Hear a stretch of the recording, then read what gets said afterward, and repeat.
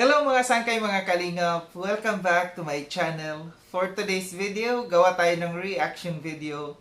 Ito'y patungkol sa nagiging issue ngayon sa kay Mikoy. Na maraming mga bashers, may mga nagbabash sa kanya. And marami tayong nakikita ng mga reactions kasama ng ating mga kasamang reactors. Pero bago ang lahat, bago tayo dumako doon, shoutout muna kay Kuya Val, kay Kalingap Rob, kay Ate Edna. Kay Tita Mina Ramilio, ang tita kong Vayots, Kamanatire ng San Diego, California. At sa inyong lahat ng patuloy na sumusuporta at nagmamahal kay Sangkay, I love you all. Ayan. Alam ko na-miss nyo ang I love you all ko sa inyo. So ito na, balik tayo dito sa ating pinag-uusapan. So, mayroon tayong nakikita ng mga reactors na gumawa ng reaction patungkol dito na yung sa napansin nila dito sa kay Mikoy, no? Yung sa pagsita nila dito sa kay Mikoy. So may usapang rules na naman dito. Lagi na lang rules. Lagi na lang rules, no? Ang tanong, sa mga rules na yan, no, na nangyayari, na mga lumalabag sa mga rules dito sa loob ng Kalingap, may napaparusahan ba? Yun ang malaking tanong, di ba? So, lumabag daw si Mikoy dito sa rules ng Kalingap, sa ipinagbabawal ng Kalingap na makipag-collab, no? So, meron nga tayong nakita na live ni Mikoy, and meron siyang kasama doon. Hindi ko kilala, no? Hindi ko kilala yung tao na yon. Hindi ko alam kung yung yung channel niya. Base sa magbibigay lamang ako ng opinion dito, no. Kung yung tao na yon merong channel, no, dapat papasok siya as collaboration talaga. Pero base doon sa aking napanood na live ni Birador, sabi ni Birador na yun daw ay kasama ni Mikoy na pag nagcha-charity siya, no, kasama ni Mikoy at sinusweldohan daw yun ni Mikoy. Ano man yan, no, kasama man yan, kaibigan man yan, kasama sa kanyang pag-charity, sinusweldohan man yan, as long as na meron siyang YouTube channel, pasok pa rin yun as collaboration, no. Kasi ang lumalabas doon, ipinapakilala mo dito sa Kalingap, ipinapakilala mo sa mga viewers mo itong tao na ito na meron siyang channel. Hindi mo man ipinopromote, no, yung channel niya, pero curious yung mga tao. Siyempre magtatanong, sino itong kasama na ito ni Mikoy sa kanyang live, no? May channel ba ito? So, maku-curious talaga yung mga tao. So, ang sa akin lamang, para hindi lumabag, no, sa rules. Baka hindi alam din ito ni Mikoy, no? And para sa akin, be responsible. Sa kay Mikoy, be responsible, no, na alamin mo kung ano yung mga rules dito sa loob ng Kalingap para maiwasan yung mga ganitong kaguluhan, no? And para hindi ka masita. So, be responsible. Pumasok ka dito sa loob ng Kalingap, alamin mo kung ano yung mga rules ng Kalingap. Hindi porket okay lang, no? Susuway ako. Parang kagaya ng sa mga matitigas ang ulo dyan, makakapal ang mga mukha. Okay lang, no? Okay lang, gagawin ko ang gusto ko kasi hindi naman naninita ang Kalingap. Pero watch out, no? Mayroong may mga reactors na nakaabang sa inyo, nasisita sa inyo, kagaya sa amin, grupo namin na Kalingap Watchers, no? So, ito lang yung masasabi ko kay Mikoy, be responsible. Alamin kung ano yung mga bawal, yung mga do's and don'ts dito sa loob ng Kalingap, no? Para maiwasan yung mga ganitong kaguluhan.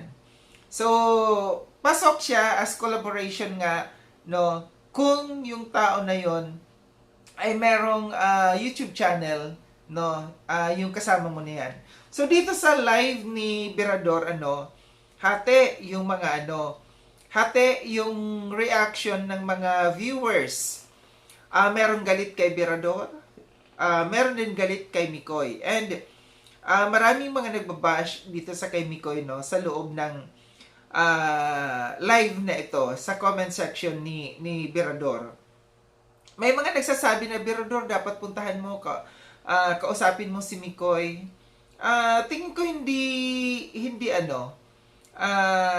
meron din kasi kung si Mikoy, kung sinasabi kasi ni Birador, no, na kailangan si Mikoy ang lumapit, no, dito sa kay Kuya Val. Pwedeng ganon kung ganito na kung ganito na nagkakaroon ng issue, kung yung isang tao marunong magpakumbaba, no, pupunta siya, kakausapin niya si Kuya Val at saka si Kalinga Prab na manghihingi ng sorry, pasensya na po, no, may nagawa akong ganito, may nagawa akong mali, hindi ako naging aware na may rules pala na bawal ang makipag-collab. So, pwedeng ganon. Pero kung si Birador yung pupunta sa kay Mikoy, wala namang masama, no, para tumulong lamang bilang isang presidente na nandiyan sa daet, no, na parang pinagkakatiwalaan ni Kuya Val. Wala namang masama. Since na nandiyan ka sa daet, may sasakyan ka, anytime pwede mong puntahan si Mikoy at kausapin si Mikoy, no, na Mikoy, ganito yon. In a nice way, no, hindi yung babalhorain mo, magiging alam mo kung sino ka, no. In a nice way, na ipaliwanag sa kanya na ni Mikoy ganito, ganyan. Meron tayong rules na meron kang nalalabag dito. So, kung si Mikoy ay papalag, di ba? Kasi may mga nakikita ako dito na mga comments, no, na hindi maganda against dito sa kay Mikoy. Basahin ko lamang sa inyo, no. Yung sabi dito sa isang comment, no, na mayabang nga si Mikoy. Hindi nga nagyabang sila Jomar at Edo na matagal na sa Kalingap. So, parang may comparison na dito, ano. May comparison na dito between dito sa kay Jomar, sa kay Edu at saka dito sa kay Mikoy. And maalala ko lang, parang ganito din ang nangyari, ano, si Mikoy ay si Jomar ay kaibigan ni na Dan, no, na kasama ni Dan. And then na-discover, no, ni Kalinga Prab.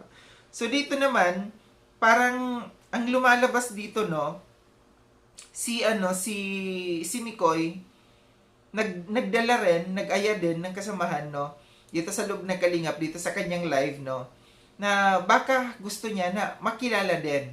Ito yung nakikita lamang natin.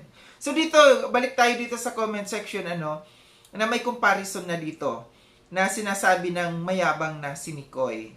May nag-comment din dito, hindi ako basher, pero sa totoo lang, nayayabangan ako kay Mikoy. Magalit kayo o matuwa. Hindi siya dating ganyan nung una. Pero ngayon, nung naging sikat na siya, sumobra siya, pasensya ka na, Mikoy. So may mga napapansin na, no? Mga viewers, may mga napapansin na dito sa kay Mikoy. Iisa ang sinasabi dito yung pagiging mayabang na ni Mikoy, no. Mas maganda yung ganito, no, na may nagko-comment na parang wake up call ito sa kay Mikoy. Na baka hindi na nagiging aware si Mikoy, no, na medyo tumataas ng ere niya. Na medyo may mga napapansin na yung mga viewers sa kanya, yung pagbabago ng attitude. Tandaan po natin, ano, dapat kung kayo ay nandito sa Kalingap, kung tinatamasan ninyo yung pagiging sikat ninyo dito sa Kalingap, maging down to earth pa rin. Matutong umapak sa lupa, no. Siguro aware din naman ito si Mikoy, ano, kasi alam natin na galing siya sa pag-aartista yata, ano, and walang nangyari sa kanyang pagiging celebrity, no? So alam niya na ito'y pansamantala lamang yung kasikatan dito. So dapat matuto pa rin tayo, wag natin baguhin yung pag-uugali natin. Kung ano yung ipinakita mo noon, kung ano yung nakita ng mga viewers noon sa iyo na nagustuhan kanila, panatilihin yon. No, wag tumaas ang ere. Kung ito man ay may katotohanan, no? Kasi pero base dito sa mga comments na ito, puro pagiging mayabang, pagiging yung attitude ni Mikoy ang napapansin nila dito. May nag-comment pa dito, lumaki na po ang ulo masyado. Mayabang yung Mikoy na yan. Halata sa mga kilos, maraming nakapagsabi na ganun siya. So, ito rin, no? Ito yung pinupunto nila. Meron din dito, nag-ano kay Virador, no? Bilang presidente, pag nagsalita ka ba sa live, maayos mo ba yung problema? May tanong dito sa kay Virador. Pag nagsalita daw ba, parang may point ito, no? Kasi kung mayroong problema, kinakailangan hindi mo daanin muna dito sa social media. Kailangan action muna, no? Hindi kuda, kundi action muna. Bilang isang presidente na nandiyan dyan sa daet, dapat may action na ginagawa. Hindi kuda-kuda muna. So, ito yung pinapalabas dito nung isang comment na ito, nung commentor na ito. Meron dito, nasilip ko yan sa live niya kanina. Parang iba ang timpla ng bunganga niya. Ayaw niya masita. So may problema, no? So, Mikoy, maging aware ka dito sa mga comments na ito, no, ng mga viewers. Kasi walang ibang makakapansin, makakapuna sa iyo, kundi yung mga viewers. No, medyo may iba na daw ang timpla ng bunganga talaga ni Mikoy. Sabi pa dito, dapat i-content siya, kasi mayabang na sa totoo lang. Grabe, ang daming comment na hindi maganda. Kabago-bago pa, pasaway na agad. Pag napuna, basher daw. Oh. Nagsasabi si Mikoy na basher pagka pinupuna siya. Si Mikoy nagsabi sa mga kasama niya na gumawa ng channel at palagi daw niya kasama. Oh. Ito yung mga taong nakasubaybay sa iyo, Mikoy. Na si Mikoy daw nagsabi na gumawa ng channel, yung mga kanyang mga kasama. Tinuruan niya na gumawa. So, ito lang masasabi ko. Sana bago gumawa ng mga hakbang, no, ng ganito, dapat maging planchado. Dapat alam mo yung mga galawan na gagawin mo. Dapat alam mo, maging wise ka, Mikoy, no. Kung gusto mo na magkaroon ng channel, no, kung tinuruan mo man, no, na gumawa ng channel itong mga kasamahan mo, siguro mas maganda ilapit mo muna kay Kuya Val, no. Na Kuya Val, itong mga kasama ko gusto maging maggawa ng channel, no. Hindi naman ipinagdadamot ng kalingap, no. Ang ano lang dito, ilagay lamang natin sa lugar, no. We welcome naman yan ng kalingap, no. Ang mahalaga dito, nasa lugar lamang. Kagaya doon sa sa kapatid ni Joy, si Rhea, no. May channel and pumunta sa akin, sa Kalingap Watchers. Ang ginawa ko, bago ka mag-live, no, bago ka mag-ano ko muna diyan sa channel mo na kagamitin mo yung Kalingap, so magpa-member ka muna. So naka-member po 'yon siya sa charity vlogger si Rhea. So dapat ganito din ang gawin. Siguro kailangan lang ng advice dito sa kay Mikoy, no. Na kailangan siyang payuhan. Baka hindi niya alam yung mga proseso, no, na gagawin. So bago natin husgan, hindi ko kinakampihan si Mikoy. Ito inaano ko lang, isinasaayos ko lamang, no. Na baka hindi niya alam na may ganitong mga proseso, no. Kasi alam naman natin na serye-serye lang siya, love team lang siya, parang live lang, pero dyan, nagcha-charity din naman siya. Pero dapat maging aware, dapat ito yung sinasabi ko na dapat alam niya yung do's and don'ts dito sa loob ng Kalingap, no. So payuhan, walang ibang makakapagpayo dito kundi si Virador, no. Si Virador na nandiyan dyan sa daet, no, bilang isang presidente, pinagkatiwalaan ni Kuya Val na nandiyan ka sa daet, ito yung dapat asikasuhin, no. Ipaliwanag, ipaalam kay Mikoy na Mikoy, ganito ang dapat mong gawin, no.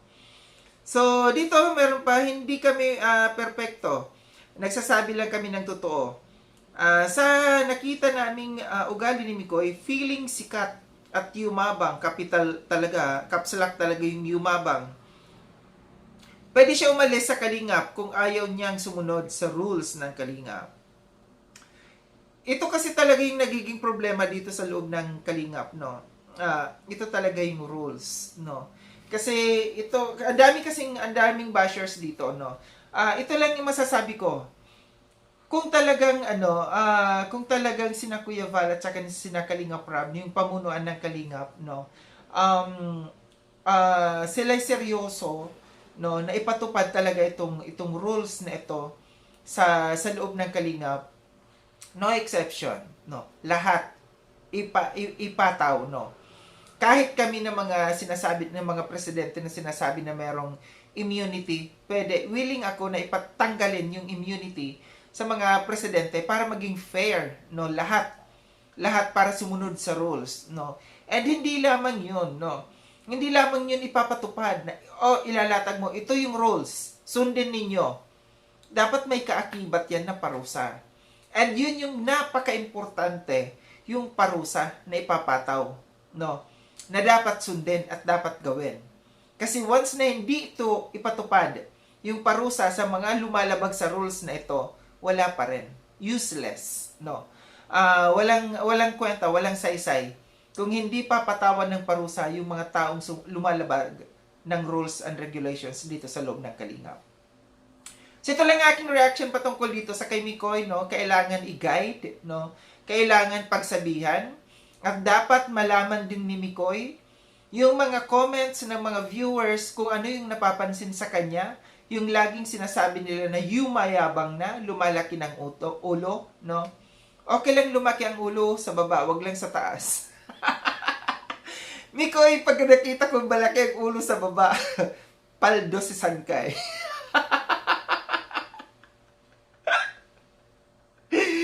Kidding aside, no? So, dapat malaman dito ni Mikoy na baka hindi niya napapansin na ume-ere na siya, no? Ume-ere na siya, no? Na dapat mapansin niya ito, oops, medyo kailangan kong babaan ang aking lipad, no? Kasi baka pag napataas ang aking lipad, pag bumagsak ako, lagapak. Yun lang yun, no? So, maraming salamat mga sangkay na sa panonood. Sa mga hindi pa nakapag-subscribe, kay Sangkay Lon, subscribe niyo na po ako. Click yung notification bell para updated kayo sa lahat ng mga videos na aking gagawin. Like and share itong video na itong mga sangkay. Kita-kits tayo ulit sa susunod na video na aking gagawin. Ingat kayo sa ang dako ng munduang kayo naroroon. Paalam ng mga sangkay, mga kalingap. Paalam!